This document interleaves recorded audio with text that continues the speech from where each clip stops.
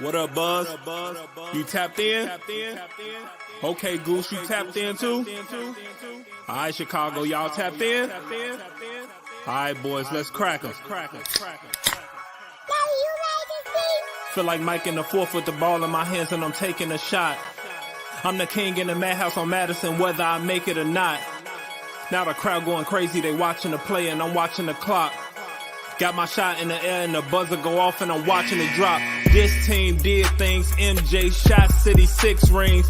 D-Rose too big, too fast, too strong, history. And we good on that, put Jilla on the track and we good on wax. 3, 2, 1, everybody say Bulls on tap, Bulls on tap. Our city pretty and gritty. Benny the bull in the crowd getting hyper and litty. Me, I'm so drippy, it's slippery, nothing offends me. Banners on banners, we winners. We got the stats in the news. Go and subscribe, hang out with Buzzy and Goose. Tapping with us, we the truth. Jilla just murdered the booth.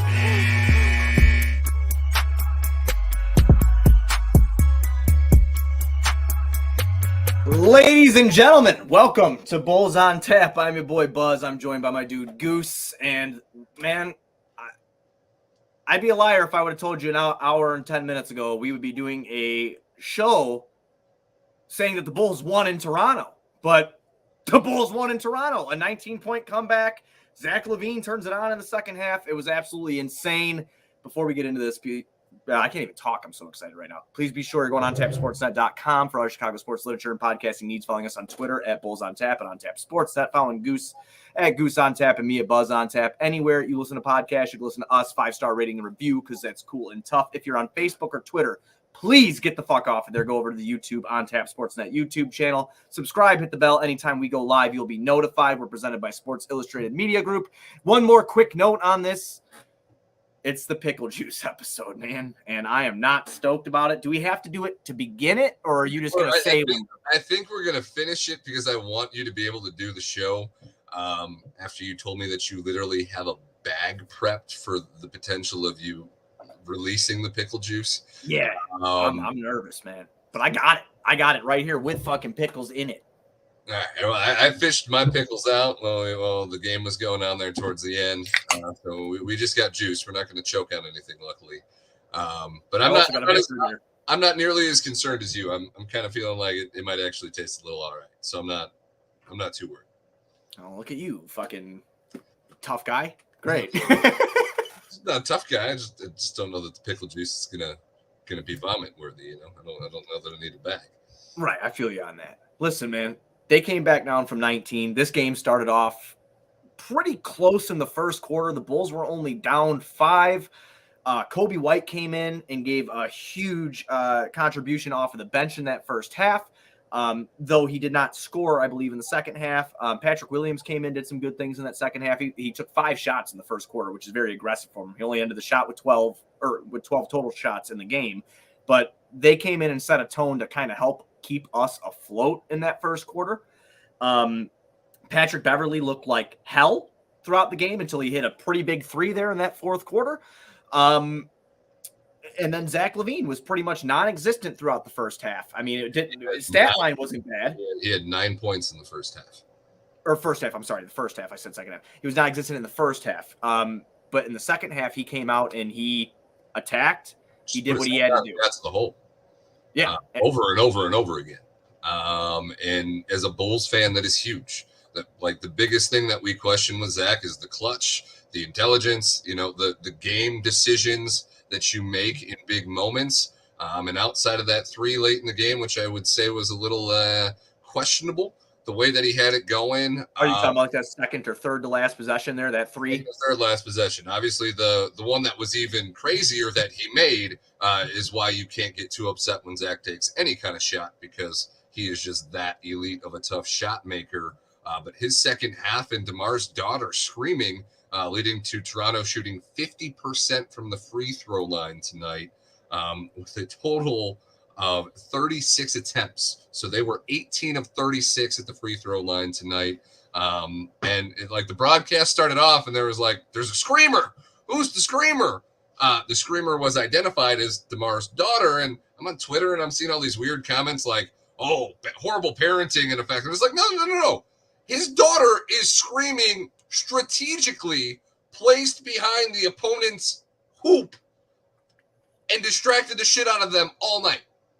I love what I saw from DeMar's daughter. You know, she's out there supporting her dad, man. What can't you like about that? I mean, I guess if you didn't put the math together that was what was going on, then yeah, maybe you'd be a little disappointed. But that was a masterclass in away game kind of distraction for the home team. So applause to DeMar's daughter. There was a certain point tonight where I was like, who's going to get the MVP? Is it going to be DeMar or is it going to be his daughter? And Zach took it from both of them. Yeah, Zach took it from both of them, luckily, so I don't have to make a mean comment. But it was a very confusing game to start. And then in that third quarter, when we started building momentum, when we took the air out of that place, you kind of had that feeling. And yeah, you did. Apparently the Raptors had that feeling too, because that place got quiet. That place got extremely quiet. I felt like you were seeing body language from OG and Scotty Barnes, like they were starting to like lose a little bit of faith there. Siakam and Van Fleet, I got to give those two credit. If Toronto could keep those guys and not have to ship them off for a rebuild, I feel like those two are very good players to have on your team. I mean, listen, Fred Van Vliet hit 7 threes tonight. The Bulls hit 7 as a team. This game was lost for Toronto, unfortunately, on the backs of guys that can't hit free throws like Pascal Siakam and OG Anunoby. And the Bulls won a playoff play-in, can't even call it a playoff yet because it's not, a play-in basketball game shooting 26% from the three-point line. Yeah. 7 of 26. That is insane to even say out loud. And at the half, that's not what I thought I was going to be saying during the show, which is so weird doing it, is you had that whole first half where you're like, oh, man, we're going to be talking about like the few good things that we might see to finish this game and wrap the season up, move on, dust our hands. And now we are looking at the perfect storm of DeMar getting to knock off the Raptors and the Bulls on the cusp of trying to turn this page with Zach LaVine knocking Jimmy Butler and the Miami Heat out of the playoffs and officially securing that 8. That's a big fucking game. That's a big game. I got to say I'm proud of Zach. He could have – I haven't dogged Zach too bad, but I've never put my full support behind Zach LaVine. Is he a top 5 player on the team for you now? I would have to go through the list. I'll get back to you. But tonight, I have to say, that first half, Goose, I had no faith in him. I thought about it a couple times, fucking firing off some tweets, talking some of that mad shit, you know, because Zach Smack. Right. And I was just like, dude, this fucking guy is non-existent here. I'm like, this is the biggest game. This is arguably the biggest game of his career.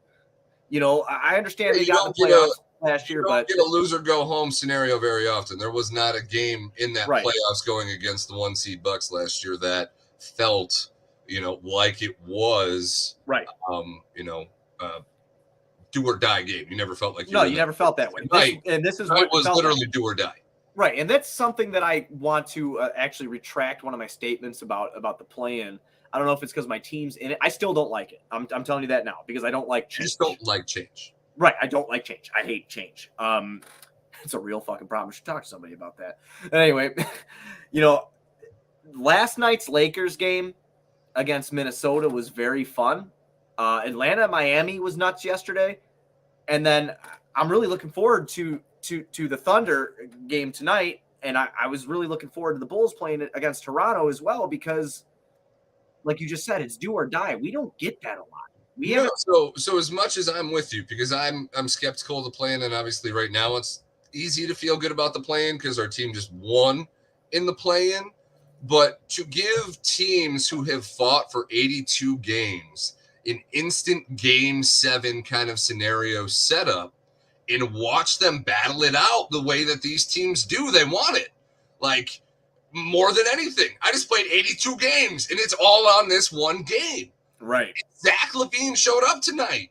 That means so much for this team going forward. And to an extent, I know you're not going to want to hear it, but our boy Pat, in that second half, that defense that he turned up the a little bit. I'm not – you know, aggressive. If he's doing it, I'm into it.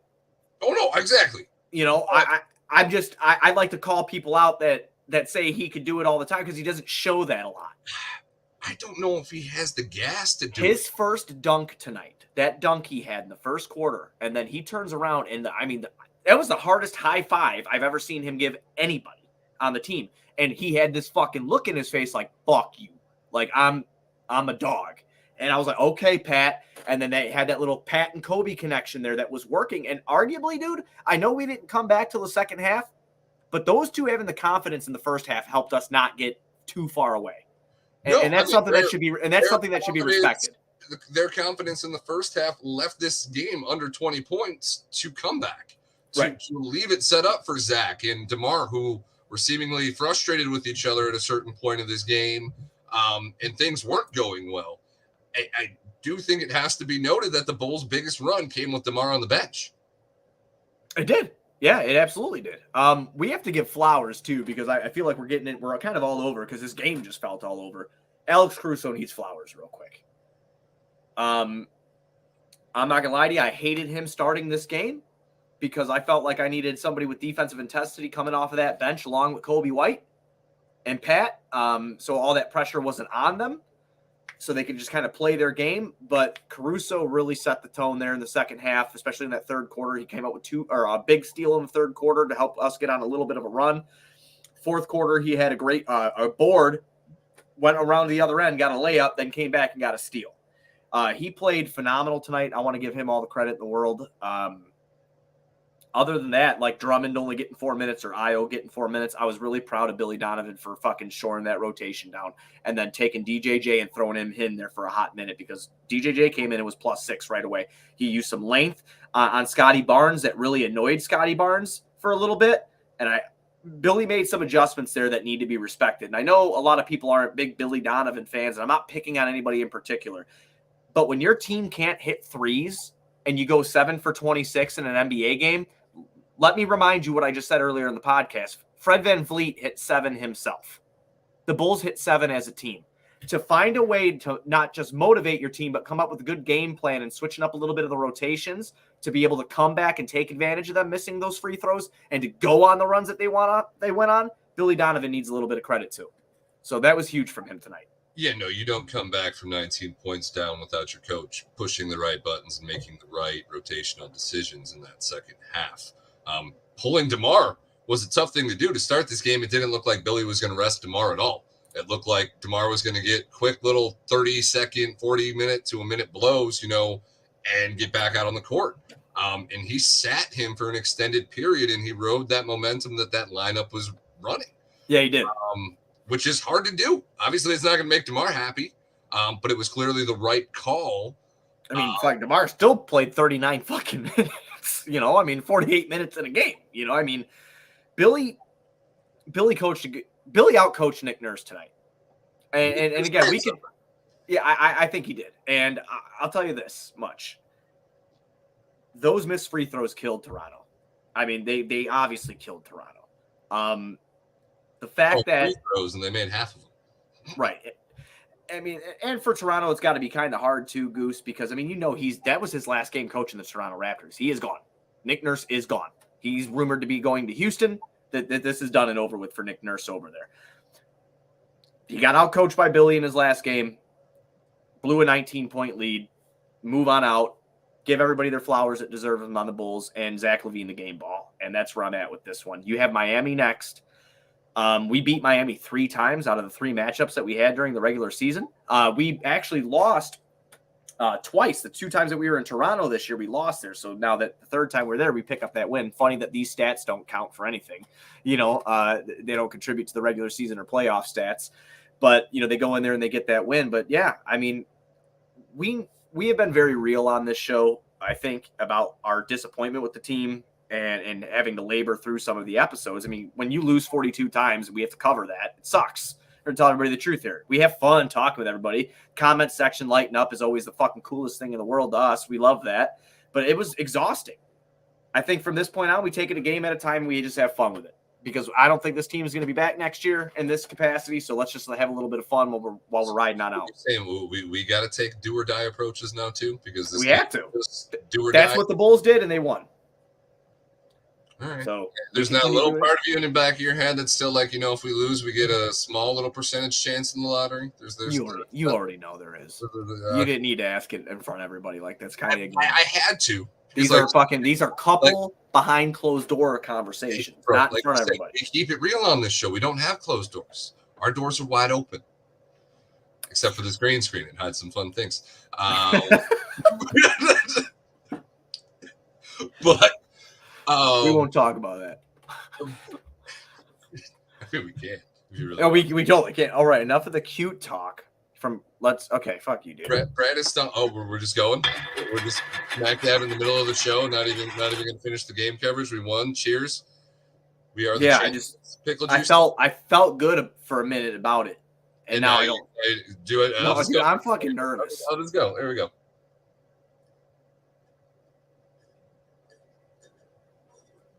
My screen's frozen. That was what I was trying to do. You just fucking did it. You just did it. Okay. Oh man, there's still pickles in here. Hang on, dude. You gotta give me a second. You just gotta you gotta hold it. You gotta hold the fucking show together.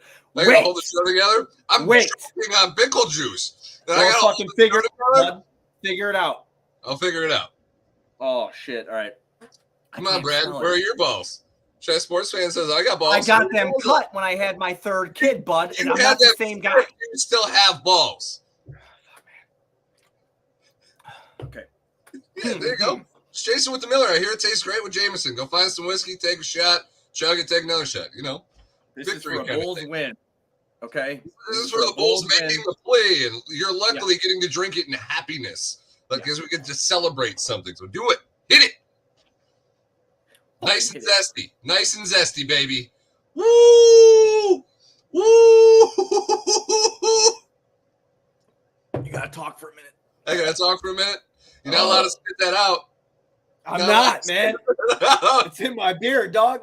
Oh, I smell it now. That's why we were supposed to wait till the end. Now you got to smell that in your beard for the next 20 minutes while we continue to talk. Okay. Just chug the beer. Chase it. There you go. Get that chaser.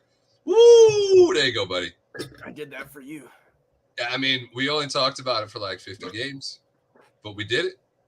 We did. Oh. We're okay. We're good? No, we're good, okay, man. Hold it down. Holding it down. Get another sip of beer. In there. Whoever does that for fun, fuck them. I'll just say that right now. That sucked. Like I said, it wasn't. It's like living in here. It's living. It wasn't. I think it's growing. It wasn't bad. I just hope that I don't have the shits tomorrow or something. Well, what brand did you have? I had Meyer kosher dill. I had Wisconsin's hometown favorite, petite kosher dill pickles. Okay. I thought so. You moved away from the zesty then. Oh, yeah. If I would have done the zesty, I think I would have died. Okay. All right. I already have acid reflux, so it's going to get even worse now. Probably shouldn't drink beer, but I'm going to do it anyway. So it still keeps coming up. I'm trying to stall up before the Miami matchup. That's what Tums are for. It's not bad. I got some upstairs. I should have brought them down here. You're old now. You got to have Tums. It's true. I'm 31. I just drank pickle juice because the Bulls won.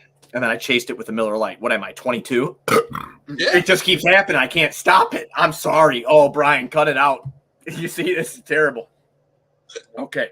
All right. So the Bulls will play. The Bulls will play Miami. And that's on Friday. Right? Friday night. Correct. In Miami. Miami looked like complete and utter shit against Atlanta last night. I don't know if you got a chance to watch that game. Did you?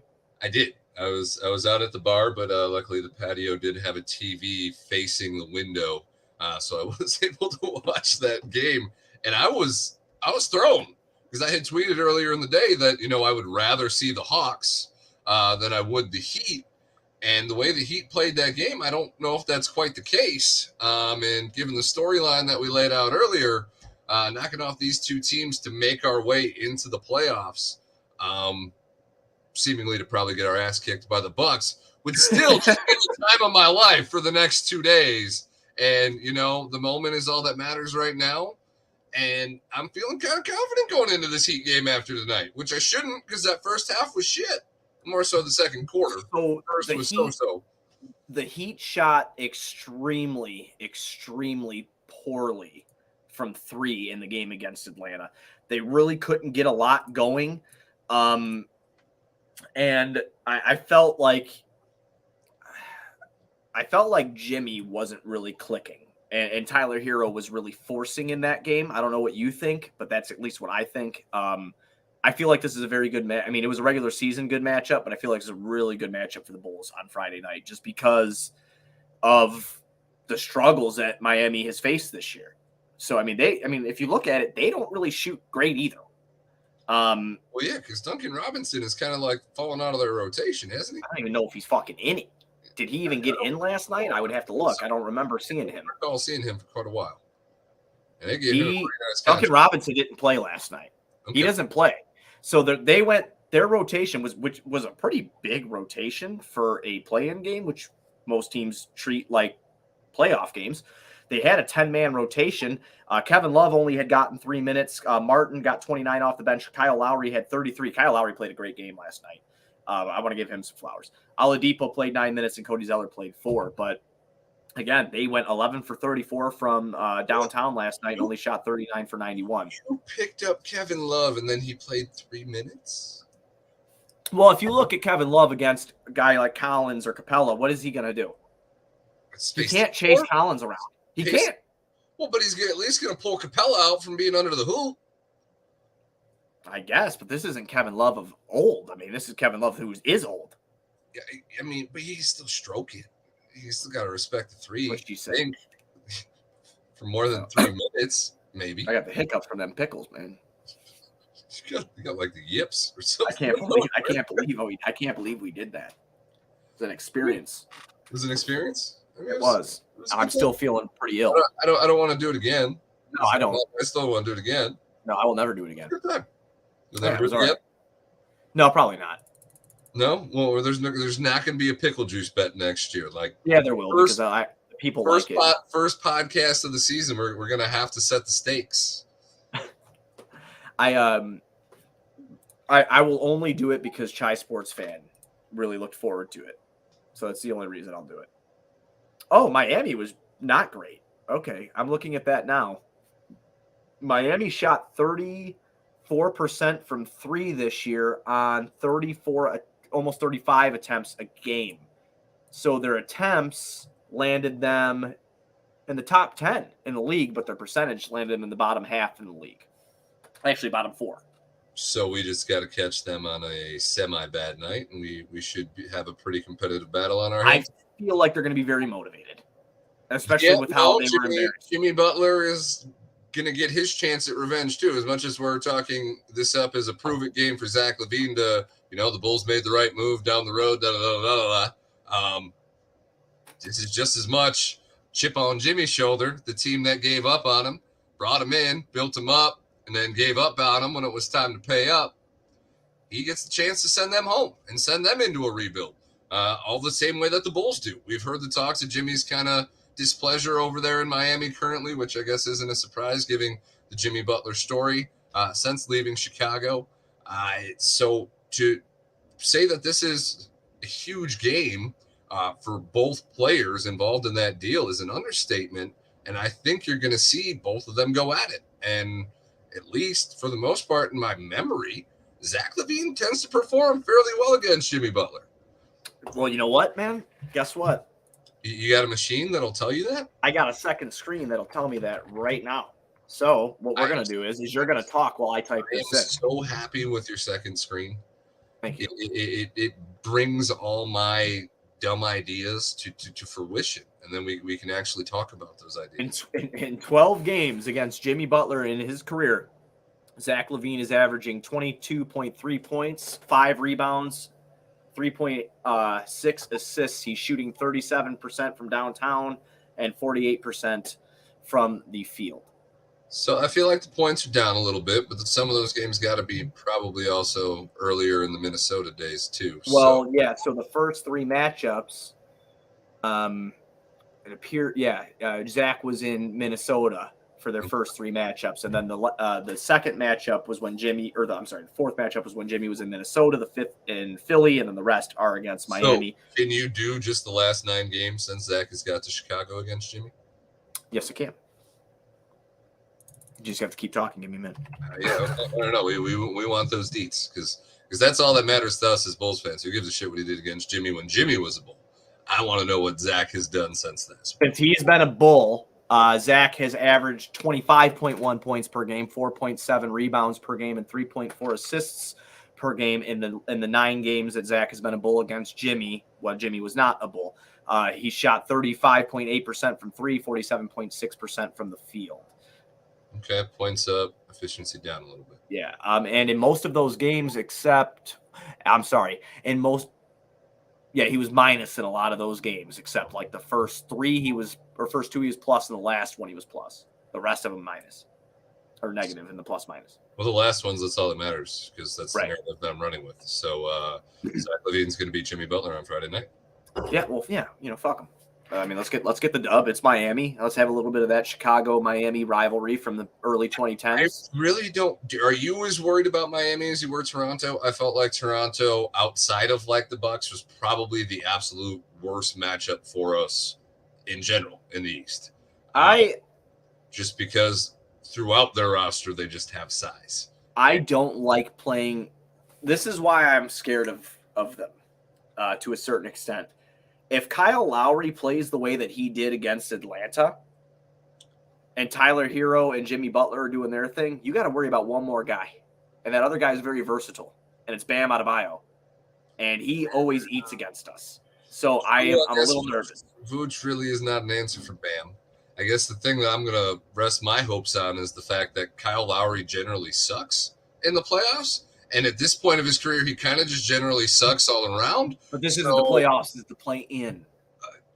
Okay, so but performing in a game where your team is getting like decimated, like playing from behind, I feel like there's pressure there, but the pressure is also like gone. Like you just adrenaline, not even thinking about it. You're just going full steam.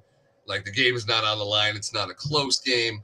So as much as the pressure's on, it's not the same as a close game or a playoff game. I don't know. I'd bet money Lowry does not have nearly as good of a game against the Bulls with Caruso and Bev out there that he did with Trae Young out on the floor. I think that probably had a pretty good reason to why he had a good game, similar to why Zach having Van Fleet as his primary defender most of the night is why Zach was able to get off in that second. Do you keep the starting lineup the same going into this Miami game? Are you worried about size a little bit? I think after tonight, you say fuck it.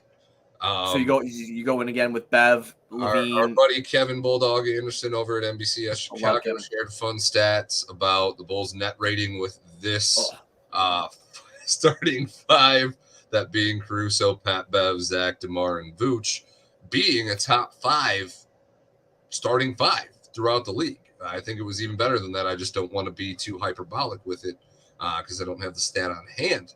But this starting 5 is extremely effective together.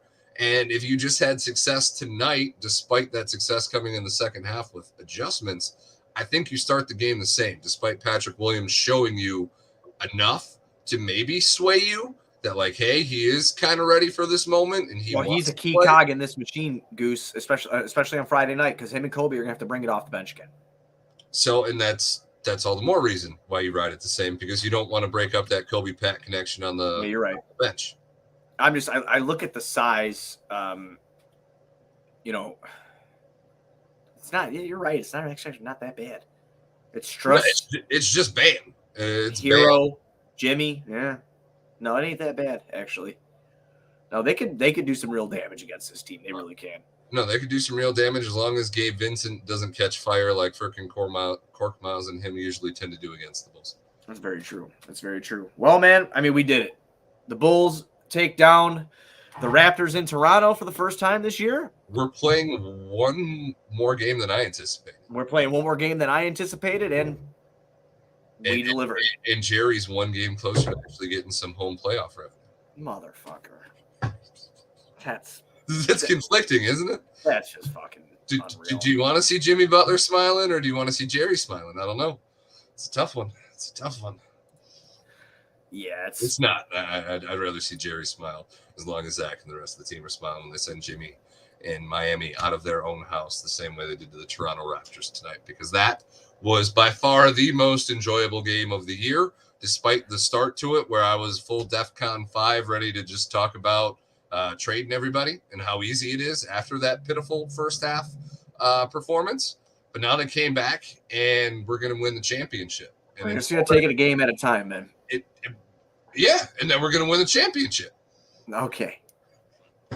I can't wait. If they win the championship, I will do another pickle juice. Our championship is Friday night. It's game 7 of the finals Friday night. That's it. Let's make it happen, man. I love to end on that. Butler, let's send Jimmy Butler home and travel back and forth between Milwaukee like the crazy Chicagoans that we are. Yeah, I love to end on that, man. Friday is game 7 for us. Let's fucking go. Let's get a dub and let's get the Miami Heat out of here. And we'll go to the AC and we'll get our asses whipped by Milwaukee. All right? That's our spot. That's our fucking spot. Uncle Jerry will get his playoff revenue. We'll be excited for like a little bit. And then it'll probably cost me several $100s because I feel like I have to go.